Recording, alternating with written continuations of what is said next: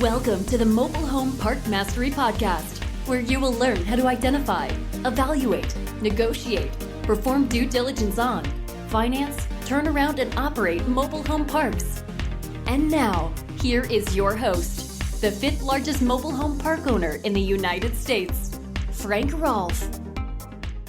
An ounce of prevention is worth a pound of cure. I'm sure we've all heard that quote in the past, but it's never been more true than in a mobile home park. This is Frank Rolfe, the Mobile Home Park Mastery podcast series, and the sixth part of our 9-part series on mobile home park perfectionism. And we'll be talking about liability perfectionism, being proactive on liability risks, minimizing your risk in today's very dangerous world.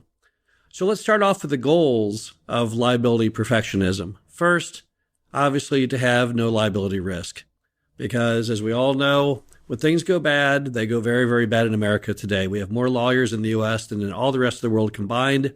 There are many people out there who make their living out of doing nothing but filing lawsuits, sometimes frivolous, against property owners. So we would like to remove all risk altogether. Second, we don't want to have any litigation or insurance claims or HUD suits because simply the action of those suits is very detrimental to our business. It takes away a lot of time and energy. So even if we don't have to pay any claims out of our pocket, which we haven't in the last 20 years, nevertheless, the very act of being sued, the very act of having an investigation is very, very disruptive, very disheartening, and very depressing. So we just want to completely stay away from trouble. We don't want to have any problems at all. So if that's true, if all people in the mobile home park industry don't want to have any problems, then what can we do as a perfectionist to stop that?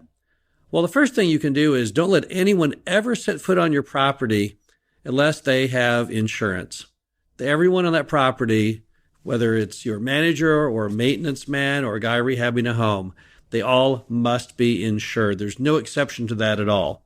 If you have a maintenance man who says, yeah, I can start the job today, or I can start the job in the morning, and yeah, I have insurance, but I don't know really where it is, do not let them on your property. Every time that's ever happened, whether it's one of our properties or somebody else, it's a magnet for liability. You'd be shocked how many people out there in America have no intent of ever doing a job at all. All they do is they file suits. These people are serial litigators.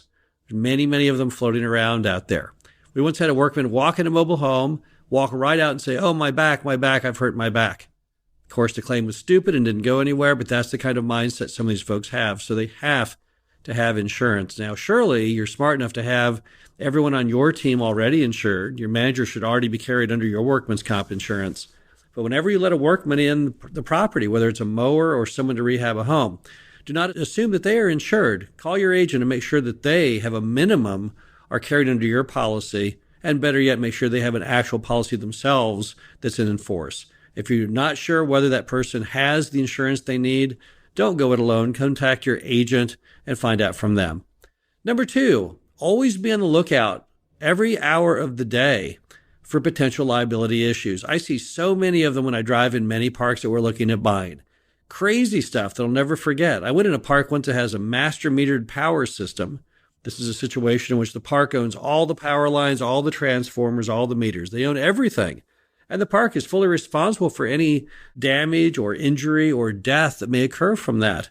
And in those typical master metered power system parks, you have a giant transformer at the front with a giant power box with fuses literally the size of your arm. And that's powering that entire park. If you have a 100-space park, all the power for all 100 lots flows through that box. So here was that box, so chock full of liability, yet it was unlocked and was wide open, flapping in the breeze. All it would take is an adult or a child to stick their hand into the box. They would be immediately electrocuted and killed. Why had no one noticed the box was open? Why had no one bothered to lock it? These are the things that drive you crazy. Go to a mobile home park. You see a big old hole in the sidewalk or maybe in the street. No protective barrier around it. No sense of urgency to fill it in. What are you asking for? Obviously a slip and fall claim. Certainly. The speed bump that's not painted. What's going to happen there? Someone's going to be walking down the street or riding a bike. They're going to hit the speed bump and go flying, maybe land on their head. It's not going to work. Individual power boxes on lots that are missing. The doors are actually missing off the power box. All the hot wires exposed right there for anyone to touch. It's these issues that are absolutely impossible to let stand in your mobile home park. All the time, you need to be completely proactive, looking for all types of dangers.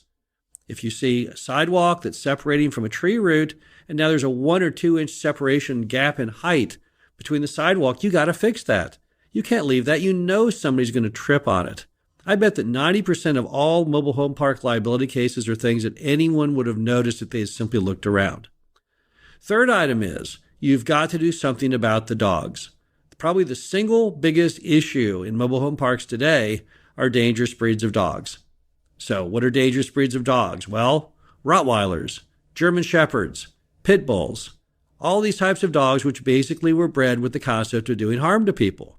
If you go on Wikipedia and look at the history of these animals, you'll see they were bred by somebody at one point for almost a warfare nature. The Rottweiler was bred by the Romans. Why? They had him go out ahead of the army in battle. So what does it mean? These dogs are not very good for the neighborhood. So most people's policies today, most insurance companies will not insure you if you have dangerous breeds of dogs. So the dangerous breeds, they simply have to go. It's not that you hate dogs or you want to be the dog police. The problem is you cannot allow dogs that can attack other residents. We've had it happen a couple times. Fortunately, we were insured. Fortunately, we were not at fault. It was people sneaking dogs into the mobile home park. But nevertheless, if you talk about one item that can cause you massive amounts of liability, that is certainly it. Large dogs that are not dangerous breeds still have to have their own private insurance because your insurance policy pretty much states any dog over 30 or 35 pounds is not insurable. However, sometimes they will allow you to insure large dogs as long as they are not dangerous breeds. But you've got to get all this figured out. And don't forget that you may end up in a liability lawsuit yourself over this issue of the dogs. If someone claims the dog is a service or companion animal, you're not allowed to ask it to leave. So what do? It's best, once again, to go back to your insurance company before you take any action. Tell them of the dogs you see and what's going on. If someone says, wait, that's a companion dog, well, call your insurance agent again and say, they say it's a companion animal. Is that good enough for you or not? The insurance company may say, no, I don't believe it. And they may contact the resident and get a copy of their medical claim or something proving it's a companion animal. We've never seen a problem with service dogs because we all know what they look like. They're very well behaved. I'm not talking about service dogs here. I'm talking companion animals. Many people know you can go to eBay and buy companion animal certificates and vests on the internet for $20. Those are not legitimate. Those are not binding in court. However, it's up to most park owners to go through that smoke and mirrors to find out the truth so that you can get it corrected on the part of the community at large. Number 4, walk your properties both front and back every time you visit. Get out there and proactively look yourself for liability issues. Ask your manager to do the same every day or at least once a week, but you yourself should not just assume that's being done. Ronald Reagan once said, trust but verify. The same is true here. Be sure to walk your properties yourself and don't just do the easy part on the street. Buy some cowboy boots. Buy some boots at the local farm and ranch store. Put those on and walk around the back. You'd be shocked what you can see around the back that's very different than the front. Everybody knows most people approach the park from the front, so all the bad things they do are hidden at the rear.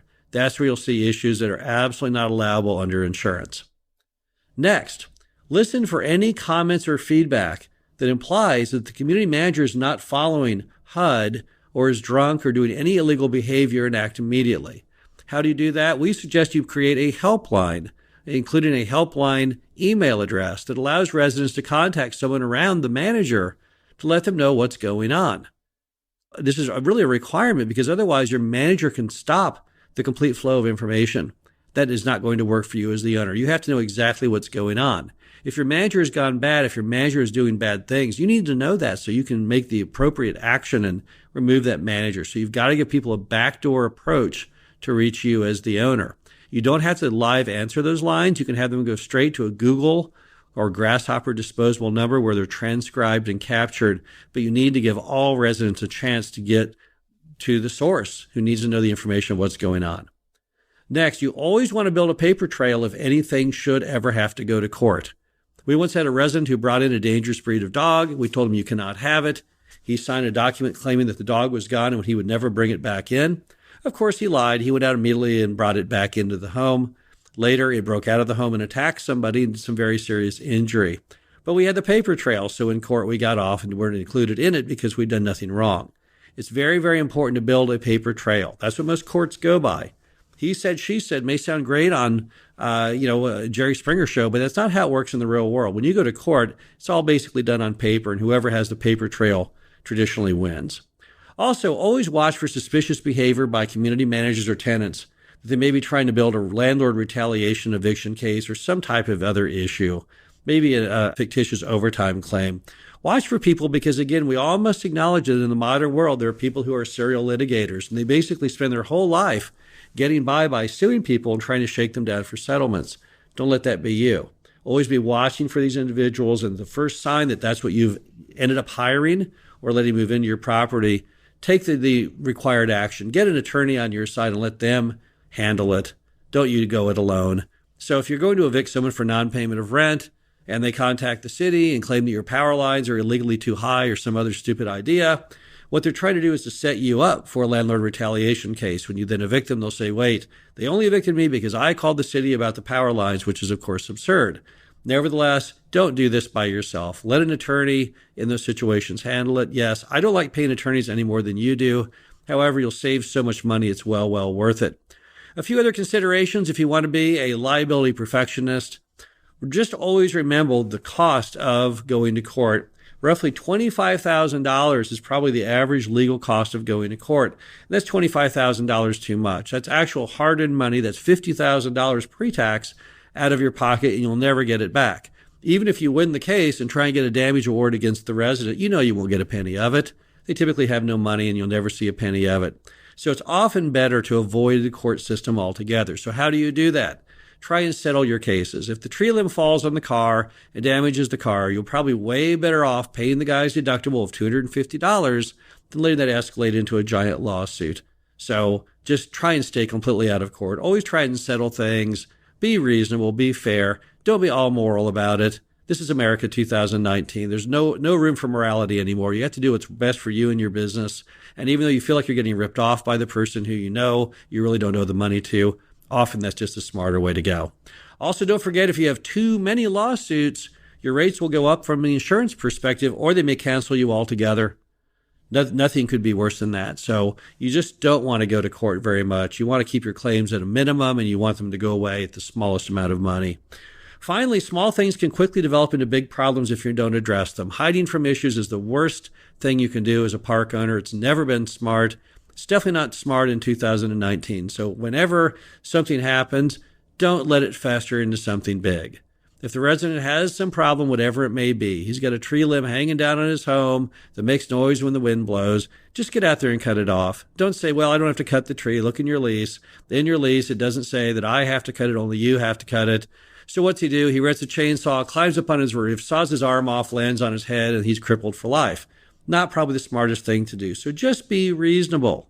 Always remember, these tiny little issues you could solve for next to nothing can sometimes escalate into gigantic problems, and that's, again, not smart for you at all as a park owner. Going back to our initial goals, we just don't want any trouble. We don't want any liability risk. We don't want any liability suits. We don't want the distraction. We don't want the heartache. We just want to be left alone. We're like Greta Garbo. We just want to be by ourselves. Just leave us alone. That's where we stand as far as liability should go.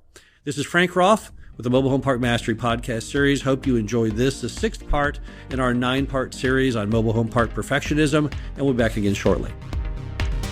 Thank you for listening to the Mobile Home Park Mastery podcast.